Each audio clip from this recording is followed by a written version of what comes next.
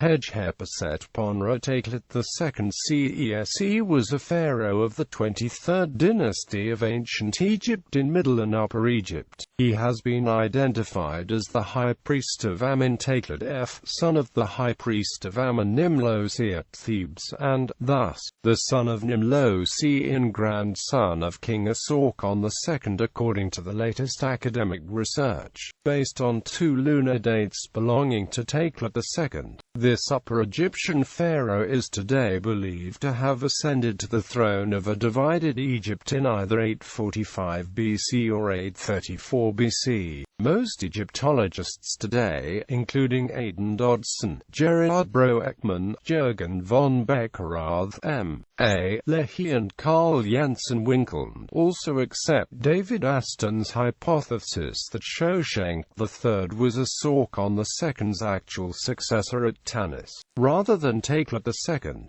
As Aidan Dodson and Diane Hilton write in their comprehensive book on the royal families of ancient Egypt, Takelot II is likely to have been identical with the high priest Takelot F, who is stated in Karnak inscriptions to have been a son of Nimlot C, and whose likely period of office falls neatly just before Takelot II's appearance. Takelot II rather ruled a separate kingdom that embraced Middle and Upper Egypt, distinct from the Tanite 22nd dynasty which only controlled Lower Egypt. Takelot F, the son and successor of the high priest of Amun Nimlot C, served for a period of time under Osorkon II as a high priest of Amun before he proclaimed himself as King Takelot II in the final 3 regnal years of Osorkon II. This situation is attested by the relief scenes on the walls of Temple J at Karnak, which was dedicated by Takelot F in his position as high priest to Osorkon II, who is depicted as the celebrant and king. All the documents which mention Takelot II Si-Ese in his son, Osorkon B, originate from either Middle or Upper Egypt and a royal tomb at Tanis which named a king Hedjkheperre Setepenre Takelot along with a year 9 stela from Lepsius are now recognized as belonging exclusively to Takelot I,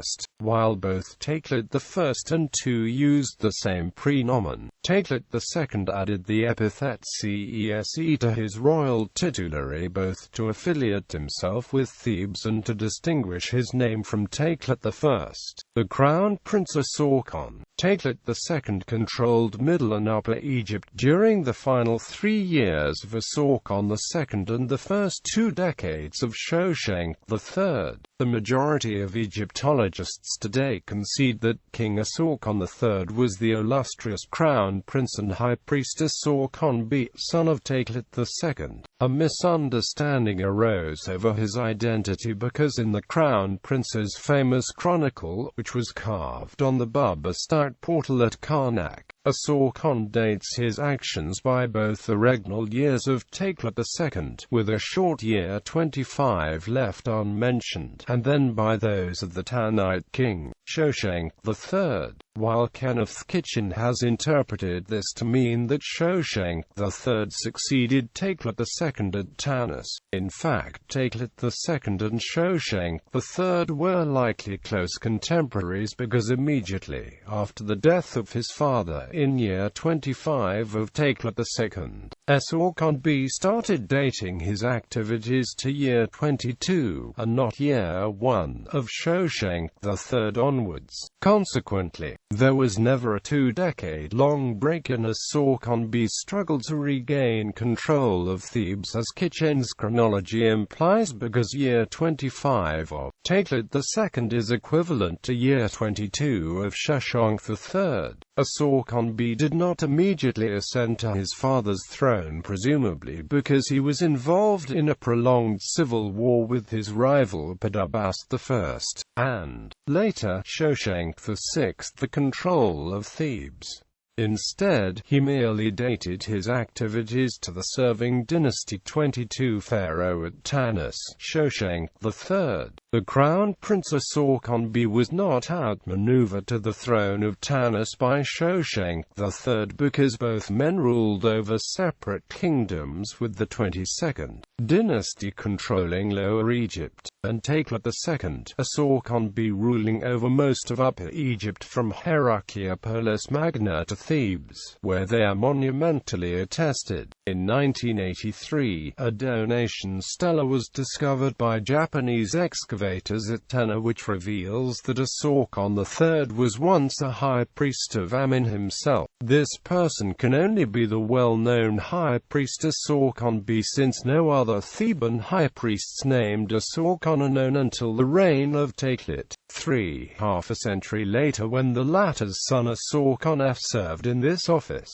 Theban uprising and conflict. In year 11 of Takelot II, an insurrection began under Bedubust I, whose followers challenged this king's authority at Thebes. Takelot reacted by dispatching his son, Osorkon II, to sail southwards to Thebes and quell the uprising. Osorkon II succeeded in retaining control of the city and then proclaimed himself as the new high priest of Amun. Some of the rebels' bodies were deliberately burned by Osorkon to permanently deny the souls any hope of an afterlife. However, just 4 years later, in year 15 of Takelot II, a second major revolt broke out, and this time Osorkon I's forces were expelled from Thebes by Bedubust I.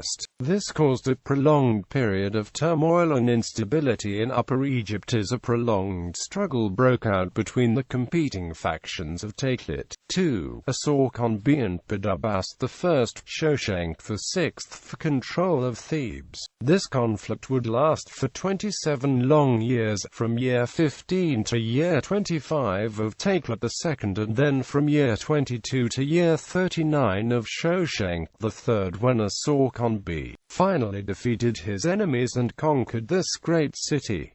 Osorkon II proclaimed himself as King Osorkon III sometime after his victory. On other matters, the Chronicle of Prince Osorkon II, which is carved on the Bubastis portal at Karnak, records Osorkon's activities between regnal years 11 and 24 of his father, and then from regnal years 22 through 29 of Shoshenq III. However, Takelot II's brief 25th year is attested by a donation stela made by his son in his position as high priest at Thebes shortly before Takelot died. It granted 35 arori of land to Takelot II's daughter, Karamana. Papyrus Berlin 3048 has also now been conclusively dated to Takelot II's reign due to the attestation of a certain Hazes, designated the fourth prophet of Amun, in this document, who was known to have served in office during King Takelot II's reign. This papyrus contains several year dates including a year 13, year 14, year 16, year 23 and even a year 26, although a year 26 date for Takelot II is unknown for this ruler and could pertain to another pharaoh instead. As of 2008, no tomb or final resting place has been found for this king.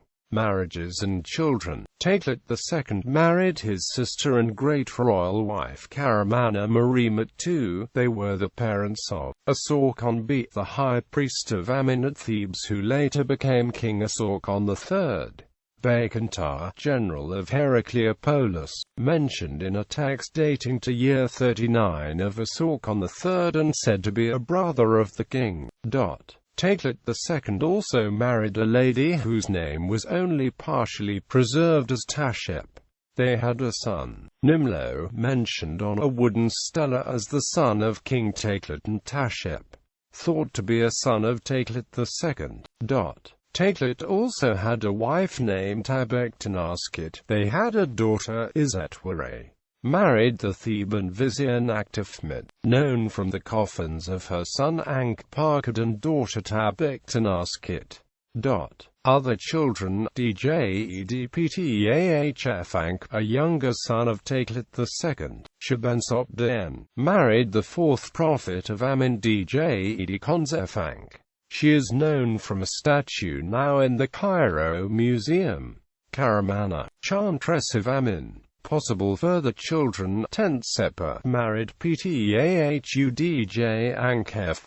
Kitchen assumed she was a daughter of Takelot II. Berbra assumed she was a daughter of Osorkon II instead. Ayabast-Udj-Atjau married Pakuru, the brother of Vizier Amun. She was a daughter of either Takelot II or Takelot III.